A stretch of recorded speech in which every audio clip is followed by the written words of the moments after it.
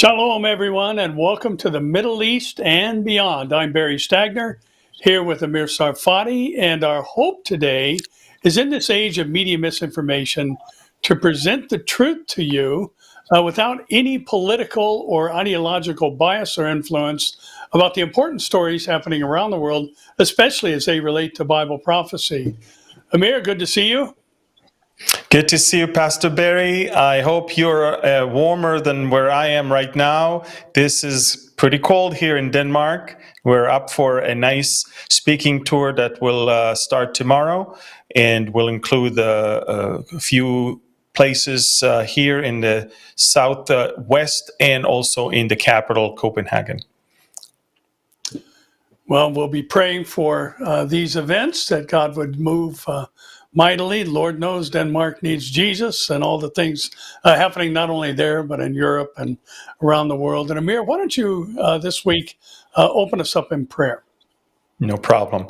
So, Father, we thank you so much that you are the creator of this universe. You are in control of everything. Although oftentimes we lose heart, we think that things are out of control. Things are not. Lord, you allow things to happen, and things happen for a reason, for a season. And we ask now that this broadcast today will bring a lot of comfort, encouragement, and also boldness to the hearts and the minds and the spirit of your people. We thank you and we bless you in Yeshua's name. Amen. Amen. Amir, I think as always, we need to start, as the title of the program indicates, with the Middle East. And it's curious that here we've got basically 141 square miles on the southern end of Israel that has drawn world attention.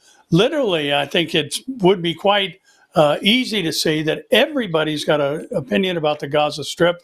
And maybe you can bring us up to speed on several things, one being the current ground efforts there. Also, the negotiations for a ceasefire.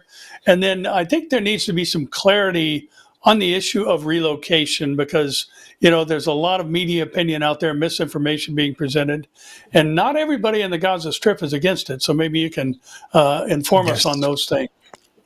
Definitely. And again, good that you mentioned that there's a lot of media bias. The media is no longer a way to learn what's really going on. Get away from them, run from them. And we offer you a new media. That's what we're doing. And I'm telling you guys, this is your only way to understand what really is going on. As far as Gaza is controlled, Pastor Barry, we have to remember that we still have got anything between 22 and 24 living hostages in the hands of Hamas, together with dozens of dead hostages. Israel aims to do whatever it can to bring them all back, but we have to be fair, we have to be honest. Everyone in Israel, and even among the parents and the families of the hostages, we all know it is impossible for Hamas to get them all back, because then Hamas will cease to exist. And they know that, and we know that. So Israel has given Hamas time in between to make up his mind and get back. And according to the Witkoff arrangement and to release 10 to 11 living hostages, and then about half of the dead hostages, and then we're going to enter into negotiation of the final status of what's going to happen. And of course, remember, to begin with, for Israel, one of the main goals of the war is to disarm Hamas and to topple Hamas from being the ruler in Gaza.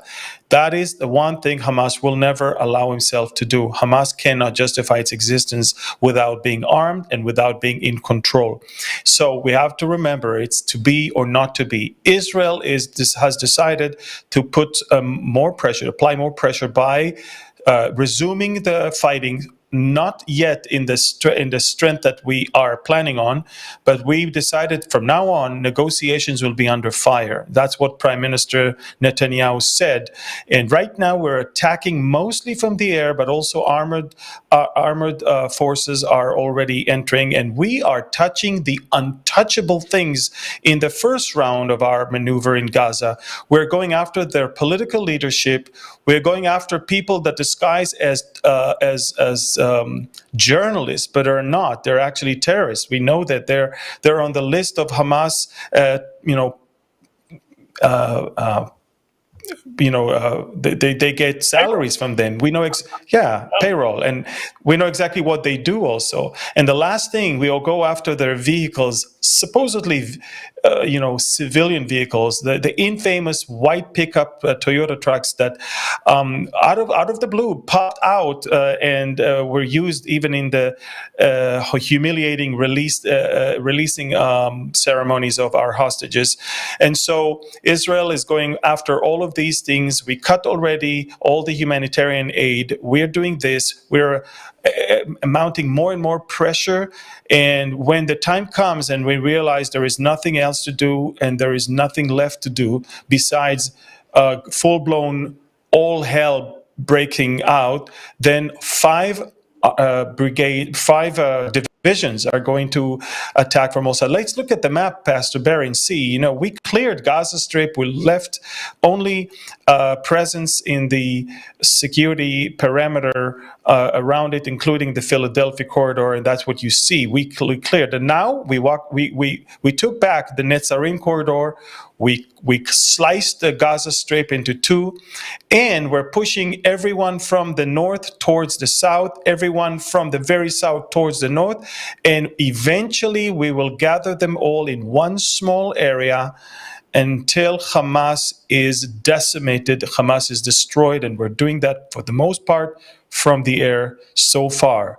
This is just an interim phase right now, Pastor Barry. We will increase the intensity as we see if Hamas, is going to do something about hostages. Yeah, and Amir, maybe you can address the relocation issue, the immigration into other countries of members of the Gaza Strip, and some of the animosity that's been created by that, when the reality is there's a little bit of a different perspective from many of those who actually live in the Strip. Exactly. Well, first of all, in all conflicts, the world encourages people in conflict areas to leave that area, and millions of Syrians fled to Europe and Turkey, and the world said nothing about that. Even the Gazans, in the latest Gallup poll that was released, we see that more than 50%, look, you're 38 plus 14, we're talking about 52% are saying that they're ready to either move temporarily or for permanently. And then others, 4% more, are saying that they might stay but get the rest of their families out of Gaza. And this is just an example to how the world, decides for the Palestinians and not ask them anything. No one wants to live in Gaza, and the reason is very simple. It's uninhabitable. And it will be even more uninhabitable after this current phase where we are destroying more and more and more infrastructures, because for us, anything that Hamas is using is a terror base, whether it's a hospital, university, clinic, whether it's even a tent of displaced people. If Hamas is operating from it, we are going to destroy it. And so people will find out that in order to be away from Hamas, they need to leave Gaza, because Hamas will not leave them. And so they need to leave Hamas. And the only way to do that is to leave the Gaza Strip.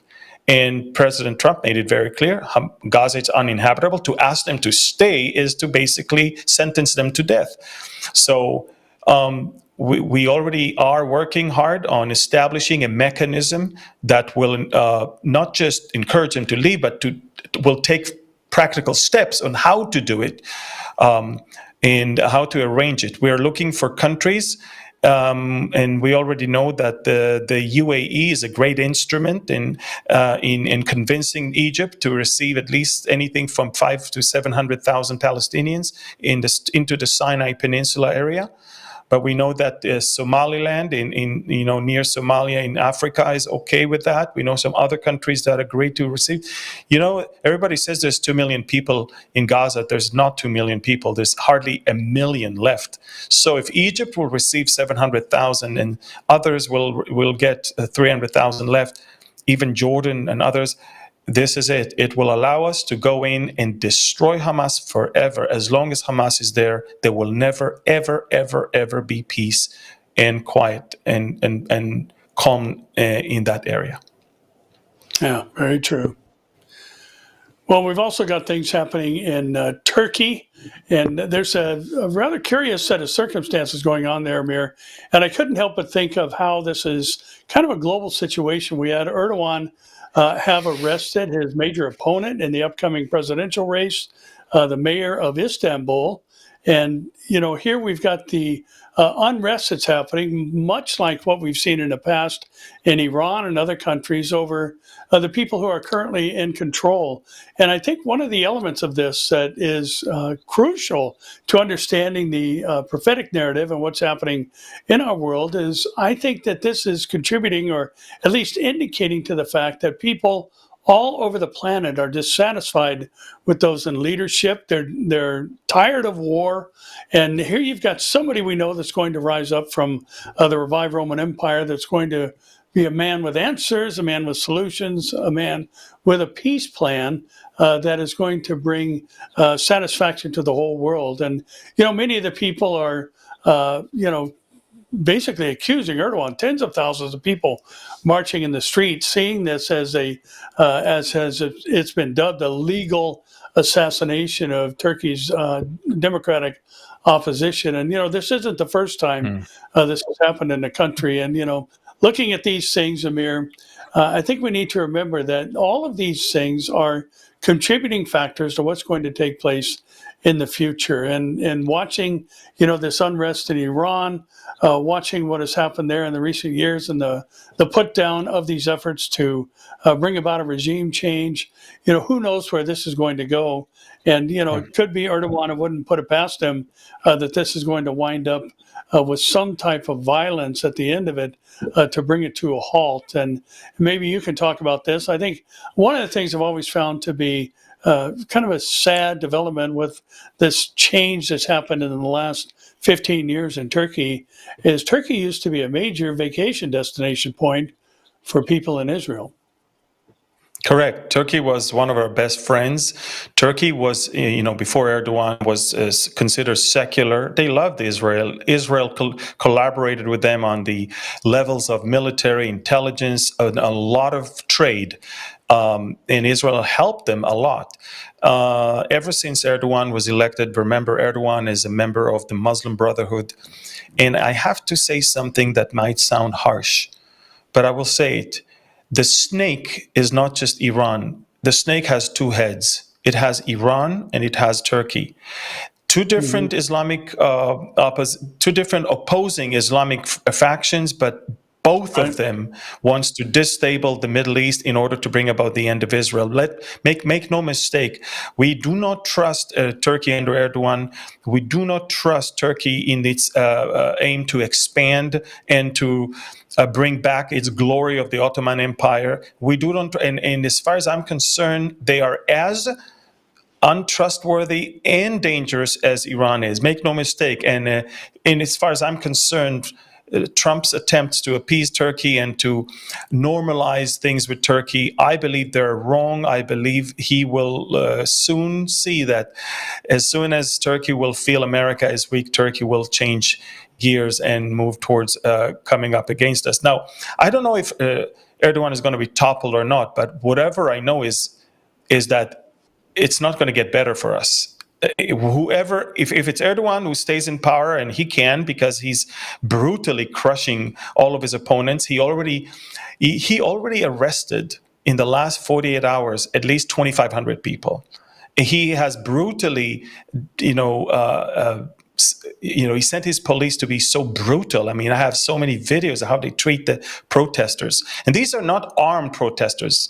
And he has the audacity to come against Israel and to call us Nazis and call Netanyahu Hitler when he is the the role model of how the Nazis used to operate in those days. But the thing is, Pastor Barry, Israel is noticing another very serious thing. A few days ago, there was an emergency meeting in the Prime Minister's office. We believe that Turkey received the green light from Syria to operate two major air bases in the northern part of Syria. And we are determined not to allow it to happen. So what Israel did in the last few days, twice, last night and the 2 nights before, we have destroyed everything that is left from the Assad regime, both airbase in Palmyra and in the Tias airbase, the T4. We destroy the runways, we destroy the infrastructure, we destroy the control towers.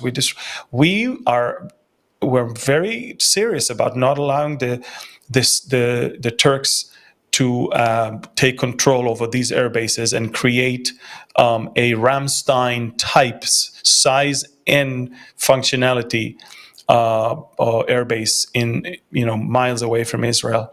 But as you know, they want to get closer and closer to us, and you and I know why. Oh, absolutely. Ezekiel 38, 39, Turkey is a major player. And Amir, I think what you said a moment ago is important in that Trump offering the potential of lifting of sanctions for Turkey, which of course would benefit them greatly, and even the ban on selling them the most advanced aircraft in the world, the F-35, is on the table in exchange for them removing the S-400 Russian missile defense system that's been installed there. And one of the offerings is to move it to a U.S. base so it doesn't have the ability to track F-35s and these other things. And I agree. I don't think the president maybe understands the role of Turkey, and we know, fortunately, what's going to happen in the future.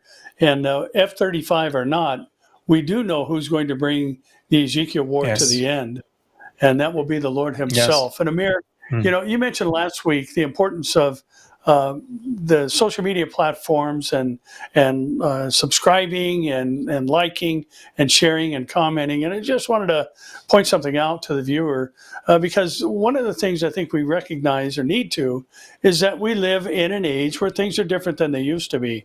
And, we're run now by algorithms, and these algorithms, we need to know how to play that game. And when you like or subscribe or comment or share, what that does is it opens up the potential for this program to be viewed by people who don't subscribe. I think we've all had things pop up on our feeds like, I wonder where that came from, why I'm seeing that. Well, it's because other people liked it, that other people subscribe. So that will help us get this out into other people's media platforms so they can watch and understand what's really going on in the world, because we truly do live in an age of lies and deceptions. And Amir, every time you've said it, I laugh each time where you have labeled the media Knights. And boy, I don't know that that's anything could be more true about this group we have today. Yeah. And Amir, you guys are seeing some rather interesting things develop in your own country, things that are very similar to the things that we're experiencing now. Some of the threats being made against those who not only are associated with the president, but the president himself. And I think some of these types of things are being manifested in your country as well. Exactly. There's a group of ex-generals and elite. They're the deep state of Israel. They have a grip on the secret services in Israel. They have a grip on financial branches, the judicial branch, the media, and they have a lot of money and a lot of time in their hand. And they're very frustrated with Netanyahu because he represents the people and he is not really representing them. They want to control the people. They do not want the people to have the power. Just like in America, they want Netanyahu dead. And when I say that, I mean it. They say it. They don't even hide it anymore. I hear it every day. The media is collaborating with them. I actually fear for Netanyahu's life, to be honest with you. I know that he is surrounded by Secret Service that may not even protect him as good as they need to. Because even the head of the secret police, the Shin Bet, is now being asked to resign, or they fired him basically, and he refuses to resign. He's the man that is responsible for the October 7th neglection. Between October 6th and October 7th, he saw all the red flags. He saw all the red lights. He did not alert anyone. In fact, the opposite. the forces on the ground were given a command to clear the border. So, we need to find out what happened there. But one thing is for sure, he's the main person that is responsible for what happened that night or that horrible morning. And let me tell you something, Pastor Barry, the left, the liberal progressives that are so obsessed with killing or removing Netanyahu, they sanctified the head of the Shin Bet. They actually are willing to whitewash everything he did as long as it serves the purpose of toppling Netanyahu. Remember how many times President Trump was about to be killed, assassinated, and how the media nonchalantly just moved on. They never really took anything so seriously, and that's the way we see it now. And so, as far as I'm concerned, Israel is in a place where there is an attempted coup d'etat. We're talking about they're using all they can, but the thing is, the people are not with them. That the protests do not have more than a few thousand people, sometimes just a few hundreds. These are violent, brainwashed, psychotic people. And what can I tell you? I mean, we're having two different wars that we're fighting against right now. The war against 7 different fronts outside, and a war on the minds and the hearts of the Israelis to protect them from these lunatics. And they're trying to accuse Netanyahu for things he never did. They're trying to frame him and fabricate things against him or against people around him. It's not working. It's not working. So it's very sad to see that. But I will conclude what I'm saying with one thing, Pastor Barry. You just talked about the times and the seasons which we live right now. Seeing the hatred of so many to Netanyahu and the willingness to accept anyone as long as he's out makes me understand how easily the Antichrist will be received by so many Israelis when he will rise. And as far as I'm concerned, it's troubling, but at the same time, we can see it coming. We know it will come, and we need to remember before his rise, our departure comes. Yes, and that's reassuring and comforting. And, Amir, we're seeing so many similar things here in our country. And, Jesus talked about in the last days, lawlessness abounding. And there's a reckless abandon for the rule of law in our country. And, it's a class 4 felony to threaten the president of the United States. Mandatory jail time, potential capital punishment if there's efforts made. But, this is just swept under the rug by people who would prefer that he is not in office, even in positions of political power. And I think we are living in the last of the last days because lawlessness is definitely abounding around the world. Mm-hmm. And Amir, but we have to, things are happening. Go for it. Yeah, I just wanted to say that apart from the war we fight all around us, we're still having war that is waged within Israel. I mean, we just had a terrorist that attacked a soldier, grabbed his weapon, and then started shooting at driving cars. And it was 5 minutes from Connect. In fact, one of our senior video editors, she just drove by this place 2 minutes earlier. And you can see in the backdrop of where it happened, my hometown. It's just right there where I live, right there where Connect is, right there in the heart of Lower Galilee. And we are having so much to fight and so much of the real enemy to deal with. And these lunatics, all they do is just waste our time and energy on fighting the fights between the Jews rather than the fight that we need to fight against our enemy. So it's rather sad. But remember one thing, Barry. Golda Meir said that pessimism is not a luxury that Jews can afford to have, and we are considered the 8th most happiest nation in the world, even though we have war. I mean, this is the latest poll from a few days ago. Of course, the Scandinavian countries are at the top of the list, but we're number 8 out of almost 200 countries, way ahead of Canada and America and most of the rest of the Western European countries and all of that. And why is that? It's because we see beyond it. we see beyond it, and I'm glad that pessimism is not a luxury we can afford to have. Yeah. And Amir, I think just expanding on that, there's another country in the Middle East, Yemen, that a population of 33 million people, 24 million people in that country are in a category that would qualify them for humanitarian aid. In other words, in this one of the world's most underdeveloped countries, poverty is rampant. The vast majority of the population is impoverished, and yet they have the money to fire rockets at the Ben Gurion airport. Thankfully, they were intercepted, I believe it was over Jordan, and never even reached Israeli airspace. But they continue to invest money in the destruction of the nation of Israel, in the interruption of Western thinking, and again, watching what's happening in the Red Sea area in the U.S. now on day 11 of the attacks on Yemen, seeking to disable the abilities of the Houthis to disrupt the shipping lanes in the Red Sea, whether that be the ships that are carrying cargo or even the military ships that they continue to attack. But again, we've got another country that couldn't care less about its citizenry and cares more about the destruction of Israel. And I think this points to what we talked about last week. All this stuff going on in the world is spiritual.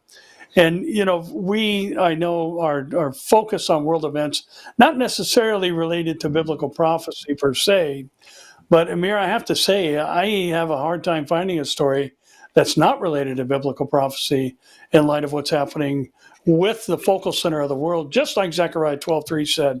Jerusalem, which I believe could be much like the moniker of London or Washington, D.C., representative of the whole country, which would include the Gaza Strip. It's a burdensome stone. Israel is a burdensome stone to the whole world. And the Lord gave a very stern warning about those who would heave it away, that he himself will defend them and cut them into pieces. So it is just a bizarre time, Amir, to see Yes. these efforts to strike fear. And I mean, when you have to fly all the way across Saudi Arabia, and the defense systems that Israel has at their disposal, the motive behind this attack from Yemen on the Ben Gurion airport is nothing more than to cause people to go into shelters, instill fear in them, and disrupt the life and the happiness that you just talked about of the Israeli citizenry, but not going to work.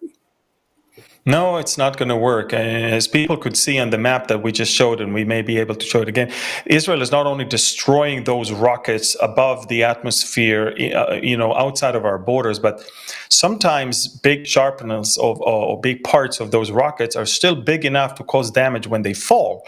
And so Israel is using the arrow to impact and explode the rocket, but then we use the Iron Dome to hit the smaller pieces in order to get them smashed to tiny pieces and not hurt anyone when they fall. And that is why we have a wide range of alarms all across central Israel, as you can see right now, because when we destroy the rockets above foreign countries, still big portions of that ballistic missile can fall, and we just don't want anyone to get hurt. That's all. But Israelis are not afraid anymore of all of this.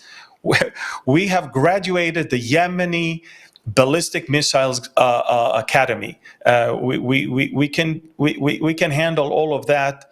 We don't take them as seriously as we used to because they don't pose a big threat. And a lot of it is thanks to President Trump and his decisive decision to basically decimate them. I mean, tons of their leaders have been killed. In fact, there's a rumor, I don't know if it's true, but at least Yemenite sources are saying that their leader was killed. Abdel Malik al-Houthi was killed last night. Now, I wrote on Telegram that it's unconfirmed reports. There are some pictures of his body circulating. I couldn't show it because I wasn't 100% sure about that. But I'm just going to tell you, don't be surprised if you hear in the next few hours that he himself has been killed also. And America is doing a great job right now, and it's completely different than what you guys did during the Biden administration. Yeah, it's amazing how one man can have an influence that impacts other nations. And again, pointing to the one man who's going to have an influence over every nation. And again, Amir, I just think everything is moving at breakneck speed toward the tribulation period, which, as you mentioned, has to be preceded by the rapture of the church, our blessed hope. And I couldn't help but think Yes. regarding our next story, the old adage that floats around that a fool never learns.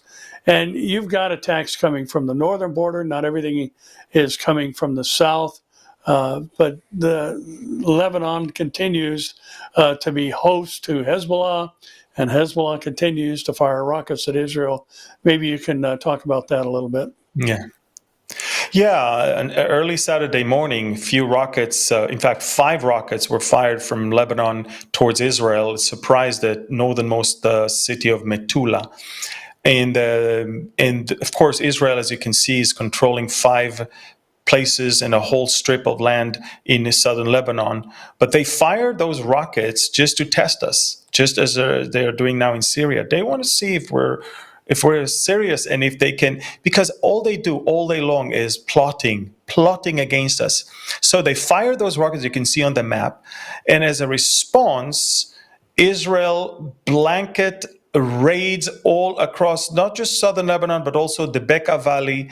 And we were asked by the US administration, please don't attack Beirut. We're trying to start something new with the new president.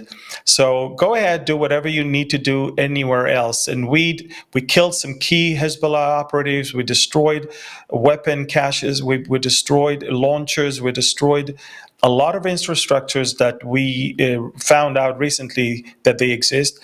And I think that they regret from firing those 5 poor rockets that didn't even cause any damage to Israel. But we made it very clear we will not tolerate any violation of the ceasefire agreement. And as far as we're concerned, anything in southern Lebanon is under the control or the knowledge of Hezbollah. Even if it's not Hezbollah, Hezbollah knows everything that is going on there. Hezbollah turned blind eye and allowed someone else to do it, and Hezbollah has to pay the price for it.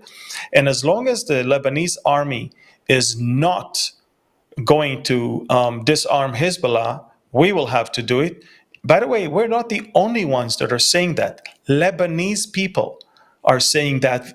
The Lebanese political figures are saying that we prefer that Israel will do that job of disarming Hezbollah. And you know why they say it? Because they don't trust their own army to do it. Because they know that their army is compromised. They know that their army is afraid of Hezbollah. It's a fear that is instilled in them for years. And so they say, you know what? The only country that is willing to do what is necessary to do in order to bring down Hezbollah is Israel. And, Prime Minister Netanyahu said in a recent interview a couple of days ago that when he looked at how Nasrallah operated and the way Nasrallah received his decisions, he actually realized that it's not Iran that is moving and shaking Hezbollah and causing Hezbollah to do things, but in many shapes and forms, it's Hezbollah that was causing Iran to do things. Nasrallah was a very, very powerful figure. His elimination is a big blow, and the elimination of all of their leaders, big blow. And now it's time to get rid of all of their weapons and all of their lower level commanders and soldiers and make them understand that it's time to pay the price and let Lebanon move forward towards normalization with Israel, because that's the only way Lebanon can flourish. If Hezbollah is weak or gone, and they have normalization or even peace agreement with Israel. And Amir, I think one of the things that we're all watching with discouragement, and we've talked about it a lot of times, is why there's no U.S. presence in Bible prophecy. And I've been reading a book on the history of, it's called the Anthropic Cosmological Principle, and basically it's talking about what philosophers, what scientists, and what theologians have determined the purpose of man to be in the whole of this creation. One of the things that I ran across, I actually found it to be quite surprising, is a comment by Albert Einstein, and that's a name known all over the world. And one of the things that he said, much like a quote that's actually not something he actually ever said about darkness not existing, it's just the absence of light. But in line with that, what he did actually say is that evil does not exist. Evil is simply the absence of God in the human heart. And I thought, what a profound statement from this, obviously very intelligent man. And I think we're seeing, the manifestation of the absence of God, be it if somebody has another God that they have replaced the God of the Bible with, or if they've simply come up with a God of their own making and choosing. And the Barna Report is talking about, in a recent survey, that America is in need of spiritual renewal because less than half of Americans believe that God exists. And, some of the stats were very troubling. 60% of Americans do not believe that God exists. Among Americans who believe that God exists and affects lives, 38% define God as the most important element or component of their lives. 23% describe God as extremely important as a part of their lives.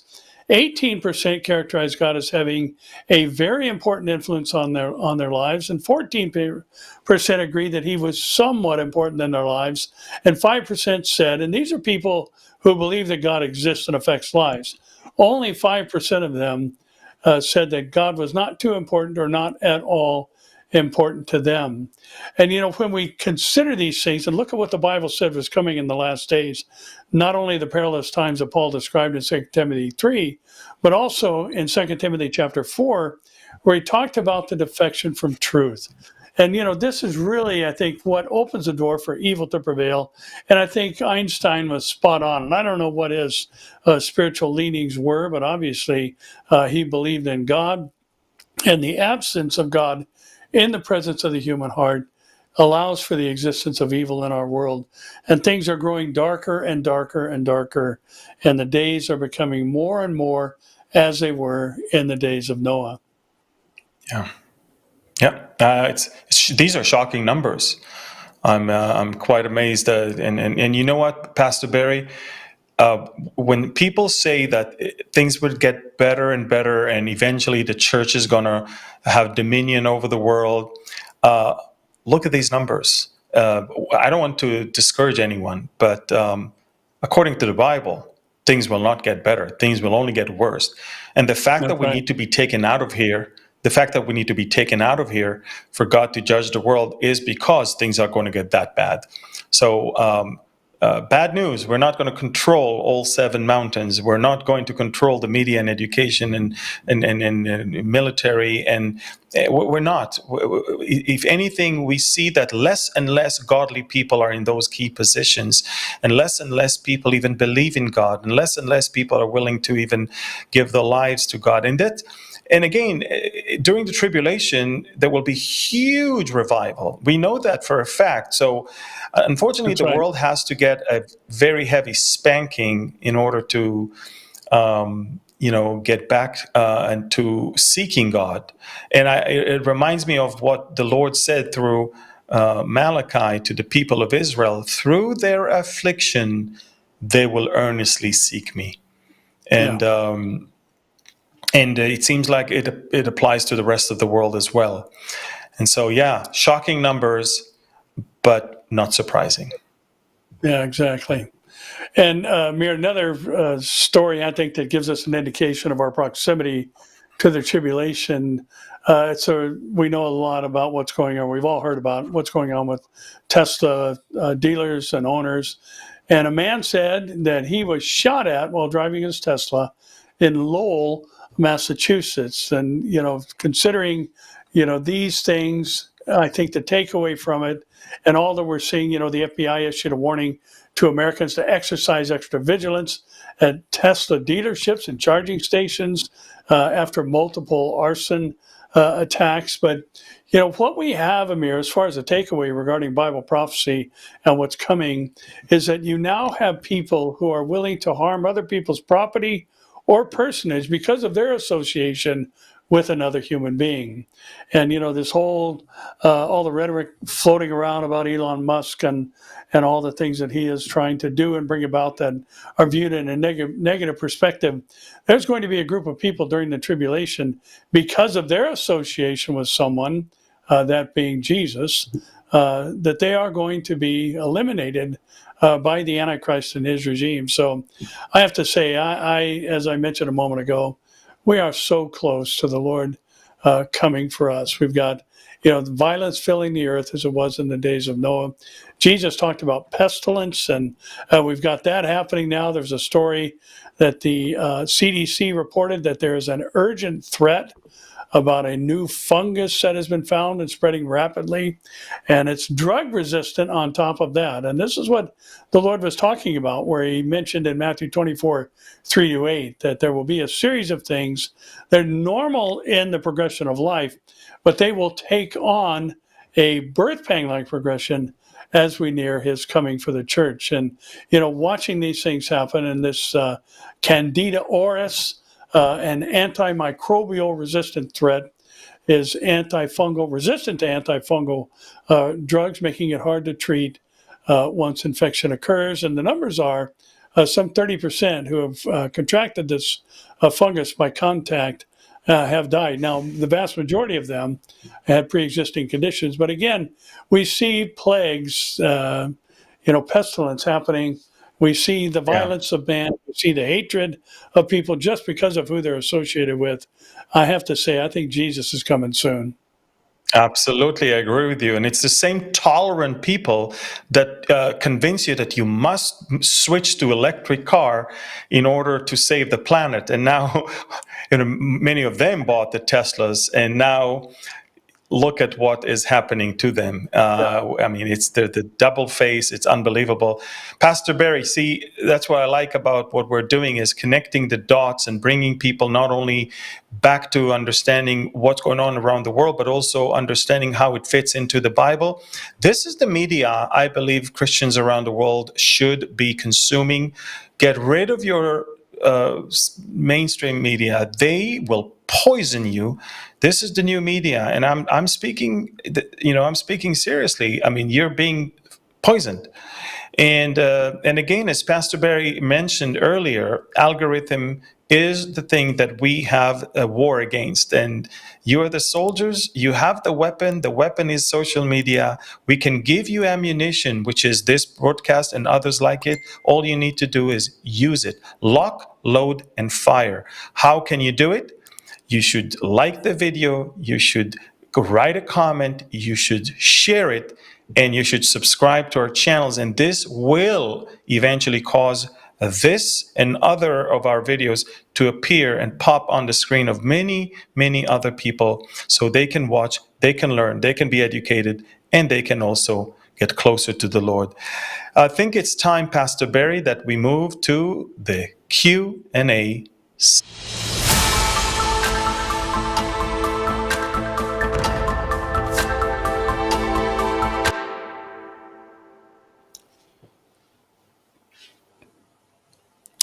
Go ahead, Pastor Barry. I think you have the questions, yeah? Yes, I do. Yes, I do. I was just reading them. Sorry for the delay. Monroe wants to know about Iran meeting Trump's deadline of 2 months to reach a new nuclear deal. And also, there's protests about the return of Prince Reza Pahlavi. And will this have any effect on the Ayatollah? And maybe you can address these two things. Yeah, look, I love the royal family of the Iranians, and they're wonderful people. But I have some bad news, and the bad news is biblically, Iran will come against Israel. Iran will be part of the axis of evil. Iran will be part of the Ezekiel war. And the bad news is that if that's going to happen, then I don't see how the regime in Iran is going to change for something better that loves Israel and supports Israel. I truly believe that Iran will never, ever give up their nuclear program, because that's their insurance policy. I think that they will do whatever they can to drag their feet. They are the masters of negotiations, the master of deception, and the master of the art of the deal. And so they will always come up with something that will cause you to give them more time, and then another thing to give them more time. And before you know it, they've got the weapon already, and you can't touch them. So I believe that what we're about to watch right now is a mind game. But I also believe that someone needs to tell President Trump that time is not in favor of America and Israel.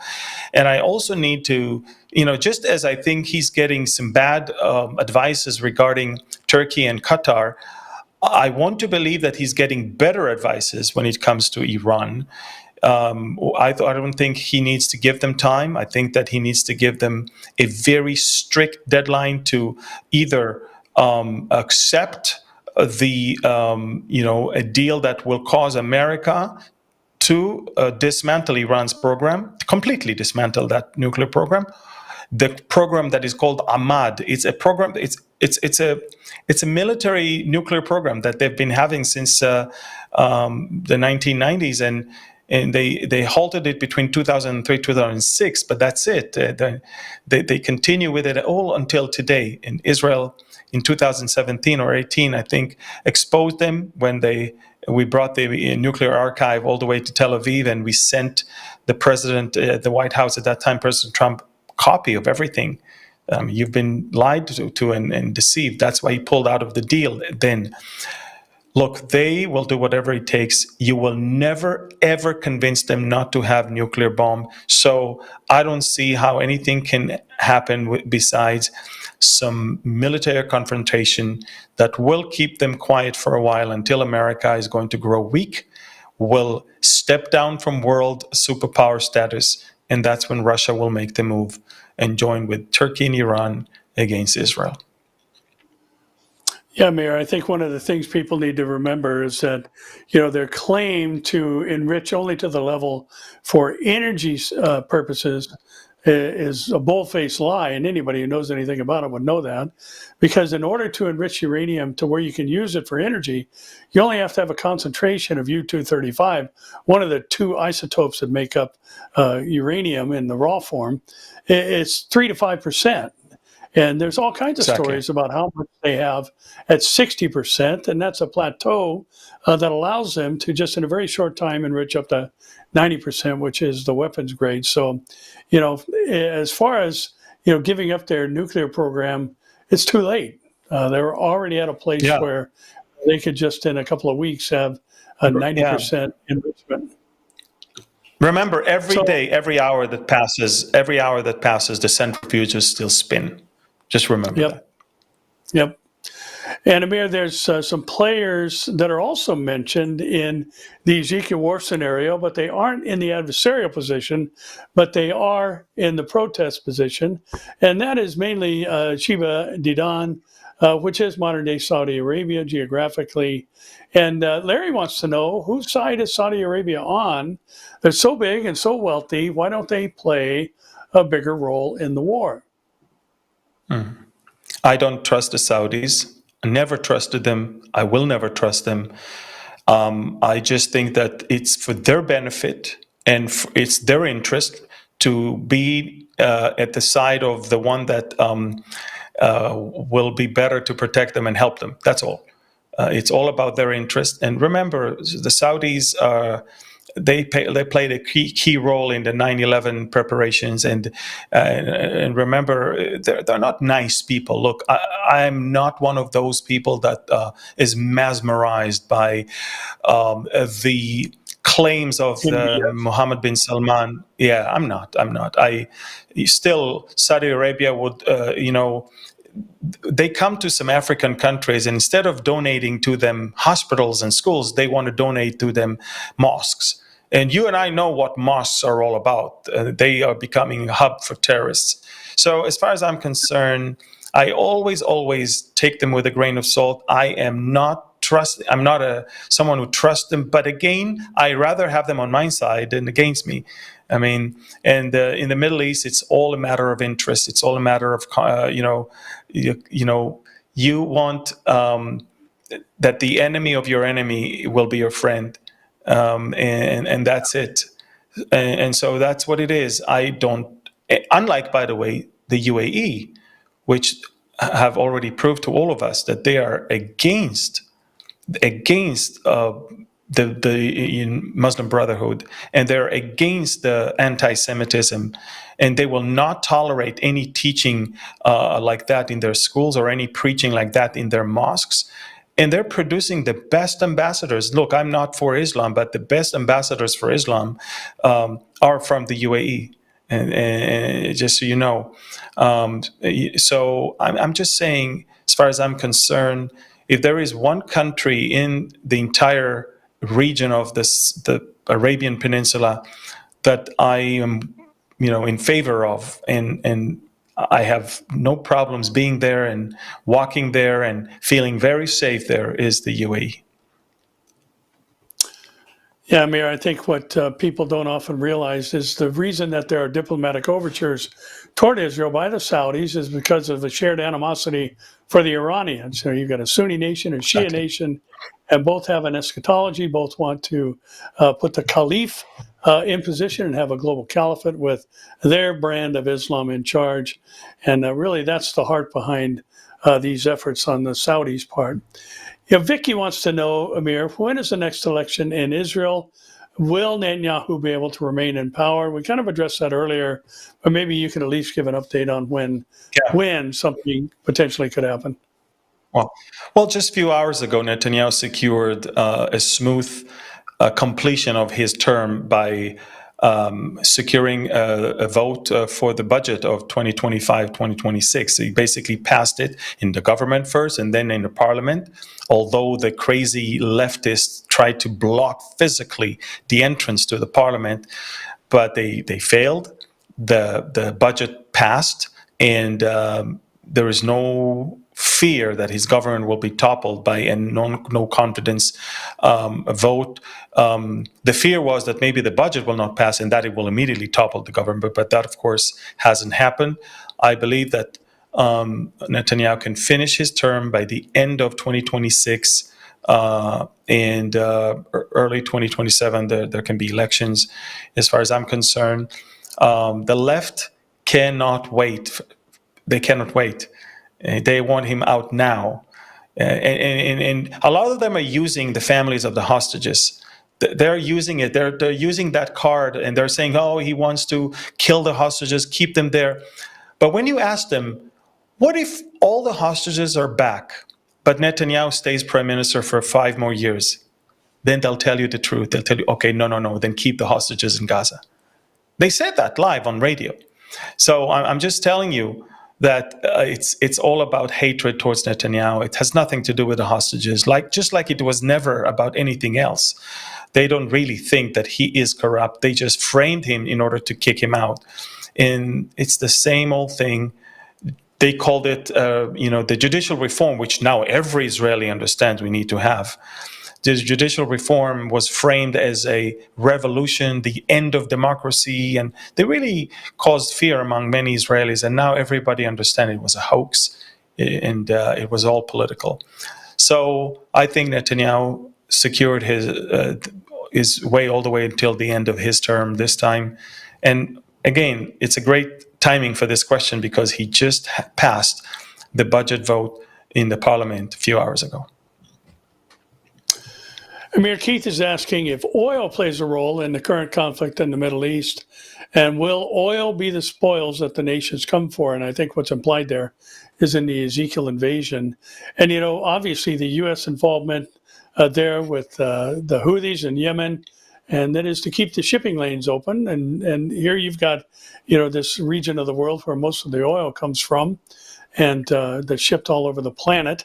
And so therefore, without question, what the U.S. is doing, their involvement, is to keep oil prices from being destabilized, and seeing what happened under the previous administration happen again, where you've got these huge gas prices. We were touching on $7 here per gallon in the U.S. there for a while. And Amir, the second part of the question, maybe you can address, is is oil the motivation for the invasion of the nations from the north into Israel? Well, we don't have much oil, but we do have much natural gas. So in our case, I believe it is energy, but it's probably not liquid oil; it's just natural Oil, gas. And yeah, so I totally believe that it is energy. I believe that that's the hook in the jaws of Russia to come down and to try to take booty and spoils. And I believe that for other reasons, Iran and Turkey will join them. And so, I mean, Iran doesn't need our gas, nor does Turkey. They want something else. But for Russia, this is it. So yes, I believe it will play a significant role in, the reason and the timing of that war. And just another final question, I think, Amir. Karen is asking about the Muslim Brotherhood. We know they were established, I think it was 1925, in Egypt, largely Sunni Muslim country, and they have a very anti-Western culture mentality. And, the question I think that you could address that she asked on the second part was about, is the Muslim Brotherhood a terrorist-based group?